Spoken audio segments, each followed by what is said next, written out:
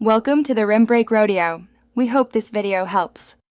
In this video, I will explain how to make a sangria cocktail. First, select a good quality, dry red wine as your base. A Spanish Rioja or Garnacha works wonderfully. Next, prepare your fresh fruits. Oranges, lemons, and apples are classic choices, but feel free to experiment with berries or peaches. Finally, ensure you have your preferred brandy or orange liqueur, along with a sweetener like sugar or simple syrup, ready to go.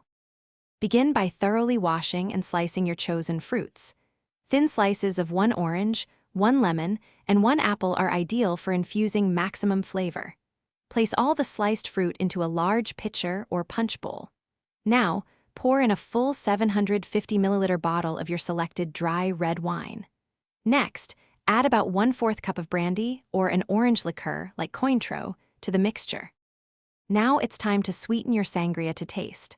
Start by adding 2 to 4 tablespoons of granulated sugar or simple syrup. Stir the mixture well until the sugar completely dissolves. This ensures an even sweetness throughout. Once sweetened, cover your pitcher and place it in the refrigerator.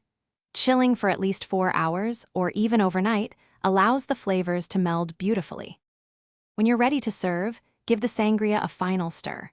Pour it over ice into individual glasses, making sure each glass gets a generous portion of the fruit. For a lighter, effervescent touch, top each serving with a splash of sparkling water or club soda. Remember to check the description for a link to those fantastic leak-proof containers and other great deals. Enjoy your refreshing homemade sangria responsibly. Thanks for watching. Consider subscribing if we helped you.